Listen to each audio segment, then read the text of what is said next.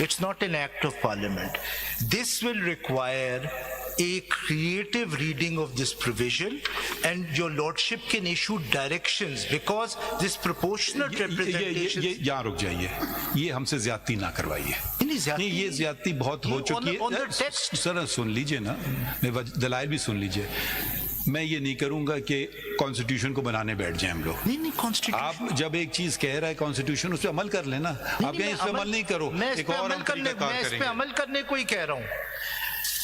It has left this option open that through a maturing interpretation of this court faced with a contemporary problem, the court can solve this problem through interpretation, because the section itself allows. But can we hear the election commission on this? Because you are not required to have a solution to it.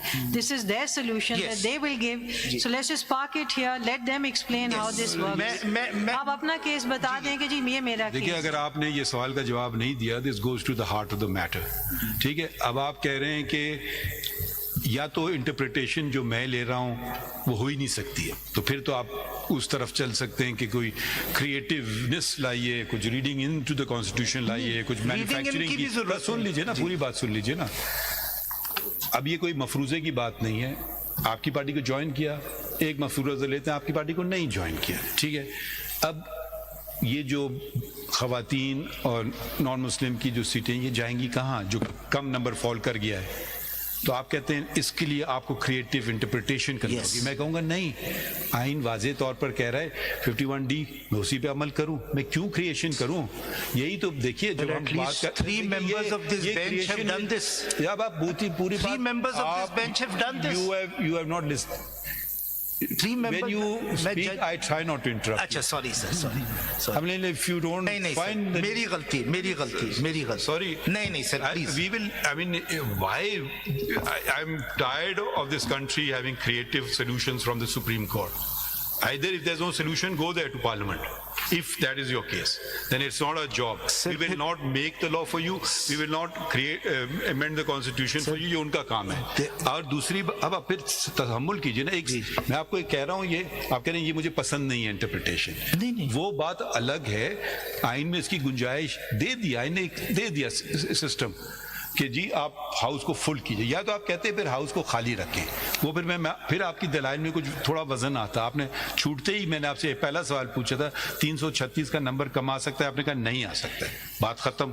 तो फिर उसको पूरा करना है। आप 77 लोग नहीं join करते आपकी पार्टी को, फिर ये इलेक्शन कमीशन खाली रखती सीटें, किसको देती?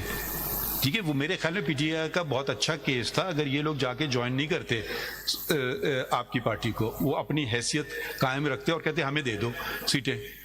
मुझे समझ नहीं आता किस दलाइल पे वो फिर रिफ्यूजल होता। I don't know. Mister Faisal Siddiqui यहाँ देखिए जरा, अगर ये इंडिपेंडेंट कैंडिडेट्स जो कि प्रोविजो के मुताबिक with in 3 days they have to join some political parties, if they don't join, what will happen? Sir, they remain independent. वही तो सवाल। They remain independent. They will continue as a member of the assembly. Can remain, and there are still independent. कितने हैं independent? Mister Faisal Siddiqui, कितने लोग आज भी independent हैं? वो चार्ट दिया फिगर है 194 पे। देखिए, हम एक रूल बेस्ड सिस्टम है, हमारी मर्जी नहीं होना चाहिए। 7 independents. 7. तो उनके लिए फिर कोई सीट रखेंगे आप खाली 7 के लिए? नहीं, उनकी परसेंटेज नहीं बनती।